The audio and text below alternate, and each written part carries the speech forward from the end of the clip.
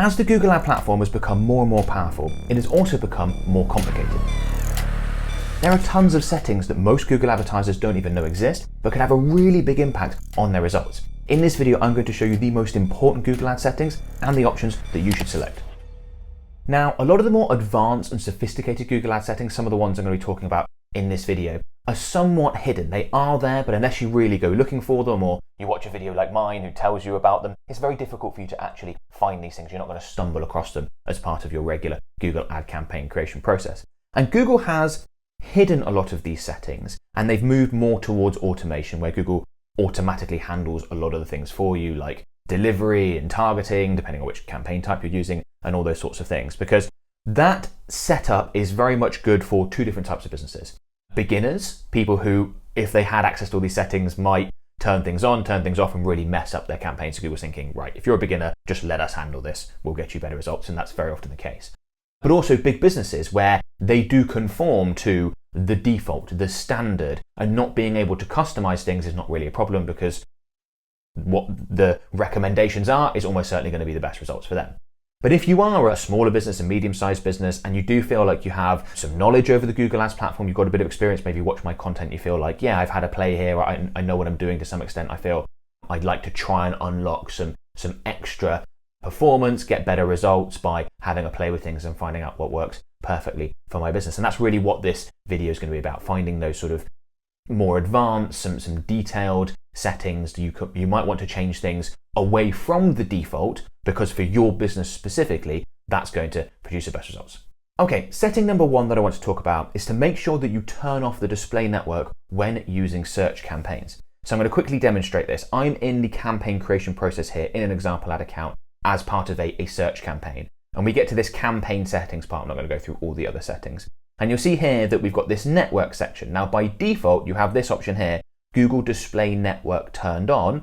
Google says it's recommended. I would very much recommend turning that off. Now, I don't have anything against the display network. We run display campaigns all the time. We use display ads as part of Performance Max campaigns and things like that. So absolutely a fan of display. I don't want you to get the wrong idea here. But I don't want you to be advertising on the display network as part of a search campaign. They're very different things. Search is very text-based. People are searching for things. You want your ads to appear to searches that are relevant to what it is that you offer. Those are text-based, responsive search ads. The display network is going to be banner ads and things like that across various websites, apps online. A very different feel, much more visual feel. If we're going to advertise on display network, which is absolutely fine, you want it to be part of a display campaign or Performance Max campaign where you can add in creatives and make the ads make sense and optimize them properly and have access to all the settings. If you have this turned on by default, Google will either use text-based ads on display network, which rarely perform as well, or they will just sort of grab various image assets that are within your Google Ad account, but they might not work for the offer, for what it is that you're advertising. So yeah, definitely take control of that. Turn that off when you're creating your search campaigns, or go in and do so if you've already got search campaigns up and running. Keep search campaigns for search, and you can do other campaign types for display. I'm going to show you some more Google Ads settings that you need to know about in a second. Before I do, I just want to quickly let you know about our done-for-you Google Ads services. So my company can create, manage, and optimize your Google Ad campaigns. We can take that workload off your hands or take it from another agency if you're working with one that's not producing great results. And we can almost certainly improve your results. We've spent tens of millions on the platform, worked with thousands of clients. We do this all the time. We've worked in every industry niche you can think of across many different countries, very much experienced and know what we're doing. So if that sounds like a good deal, click on the link in the video description below, come through to a page on our website and book in a free, no obligation call with one of my team members just to find out more about how we might be able to help. And hopefully we get a chance to work together. The next setting or group of settings that I want to talk about is Google auto-applying recommendations to your ad campaigns. So Google provides all sorts of recommendations on how to improve your results. It might say, oh, add in keywords, increase the budget, do this and that, right? Lots of different types of recommendations depending on how you've got your campaign set up and what Google thinks will get you the best results.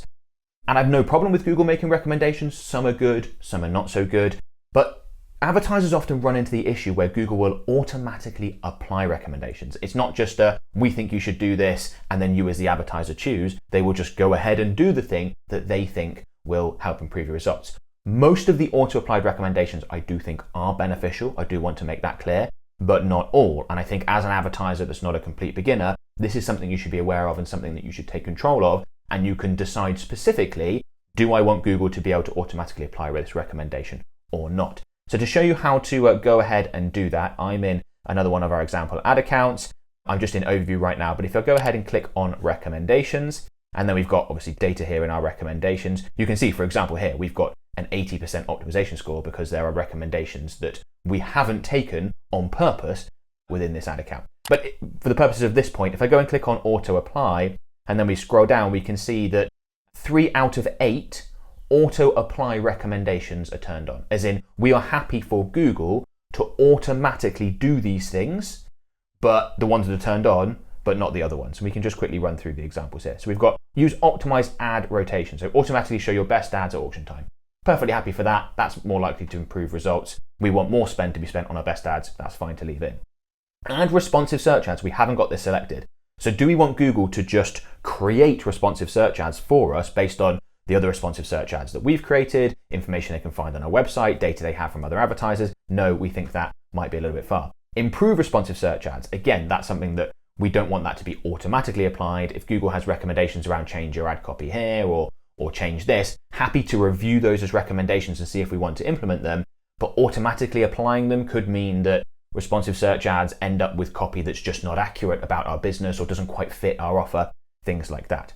Then we've got keywords and targeting section. Remove redundant keywords. Now, we've got this deselected. I've found that Google sometimes is a little bit trigger happy with what it determines are redundant keywords. So we don't want this turned on in case Google goes ahead and removes keywords that perhaps have very low search volume but aren't completely redundant. This also matters more when you start thinking about match types, but I've got that in a separate point, so I'll talk about that later. Remove non-serving keywords. We've got that deselected. That probably could go either way. Remove conflicting negative keywords. I definitely don't want this one turned on. We will often set up our campaigns to target specific keywords and then add in negative keywords so that some of the searches that we know are going to be cause our ads to appear because of that keyword that we are targeting, we don't want to target. Now, if you think about it, let's say a certain keyword has 100 different search variations that could cause an ad to be shown. Because remember, even if you are selecting exact match, but most advertisers aren't, your ads are going to be shown to searches that, yes, are relevant to your keywords, but could be different in many different ways, right? But it might be that out of those 100, there's 10 of them that we really don't want. Like if anyone's searching for something including this word, we don't want our ads to appear. That's not going to be a good quality lead, a good quality prospect to click through to our website, potentially make a sale. So I don't want Google going, aha, this negative keyword is stopping your ads from being shown to certain searches, therefore we're getting rid of them. It's like, no, that's the point. I want the negative keyword to stop certain searches from seeing our ads because I believe them to be a waste of money. Use optimized targeting. Pretty happy for that in most cases. So optimized targeting allows Google to go beyond the targeting suggestions in certain campaign types. It sort of treats those as, well, targeting suggestions as opposed to hard boundaries. I'm going to talk more about that in a separate point as well. Measurement, upgrade your conversion tracking. That just makes sense to have on. But there are some in here that you really want to have a think about and you might want to come in and deselect. And by default, more of these may be selected within your ad account. Particularly, I'd say if you're running search campaigns, remove conflicting negative keywords is a really important one to not have on because you don't want Google to just automatically be applying these recommendations. Like I said, some recommendations are good. I'd actually say most recommendations are good, but some are not. There are some bad ones that aren't included on this list as well that Google doesn't even have an option to automatically apply, which is great, like increasing your budget, for example. Well, that can be a good recommendation, but not always. That's one you have to assess for yourself. If you want to know more about Google's recommendations and which ones you should and shouldn't listen to, I've created a separate video on that. I'll include a link in the video description. You can click through and go ahead and check that out to see which ones you should and shouldn't be implementing.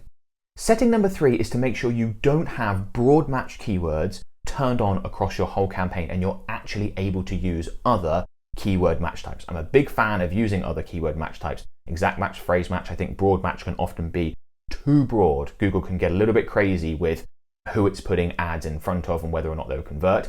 Less of an issue for sales-based businesses, but can be a real issue for lead-based businesses where Google thinks we can get a lead here and you as the advertiser are going, well, yeah, but that's a lead generated, doesn't mean that's a lead that's likely to convert. I care much more about conversions, okay? So let me show you how you go about doing that. So I'm back in the campaign creation process for a search campaign. Remember previously we talked about the network. So I'm just going to scroll down here to this broad match keyword section.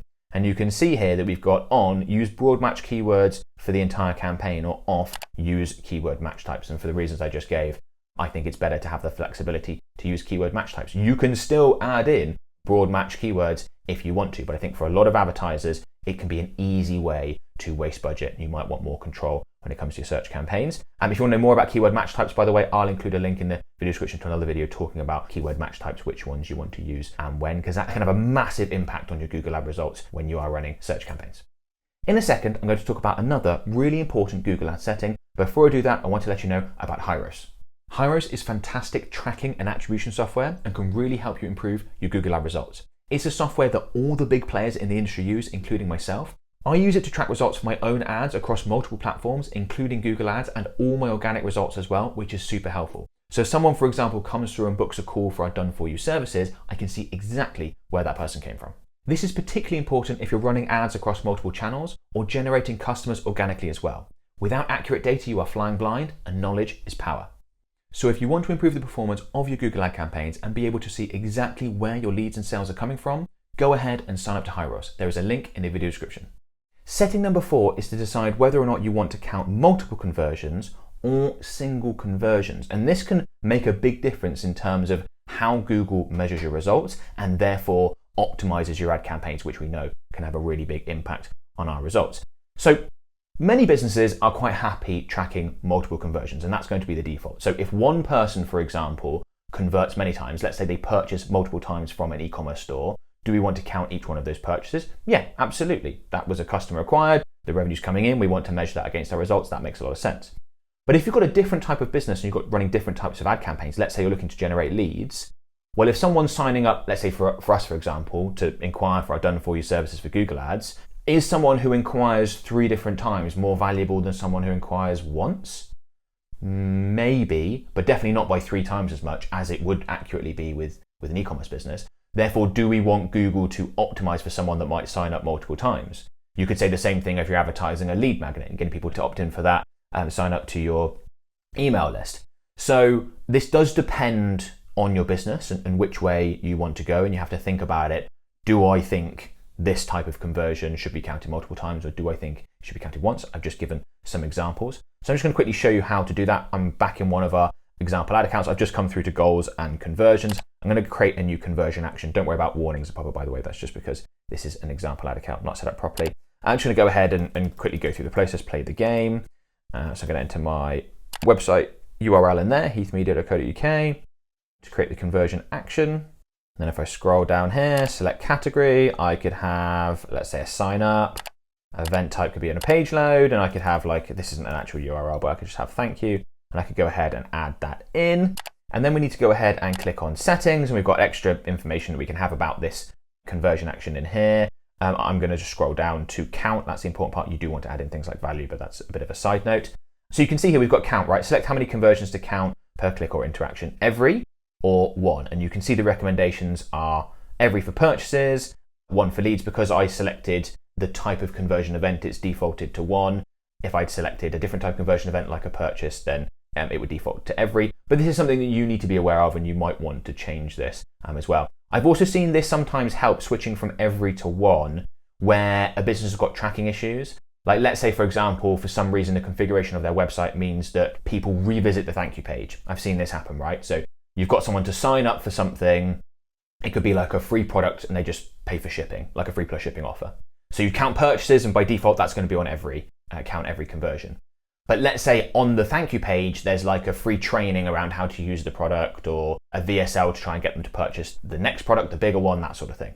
Well, if people are therefore coming back to that page, if they come back and every time they do, the page is loaded, therefore a conversion is triggered, and you've got it on every, you can have massively inflated results in that scenario. So that's another good case where even if you've got a purchase-based conversion event, like a free plus shipping offer would be, you still want to change it to 1 because you want to count that as 1 person, even if they're coming back to review the training or the VSL to decide if they want to purchase further. Okay, so just something to think about. A sneaky little setting in the conversion action section, but when you're setting up your conversions, you might want to go ahead and change this, and you can do this for existing conversions as well.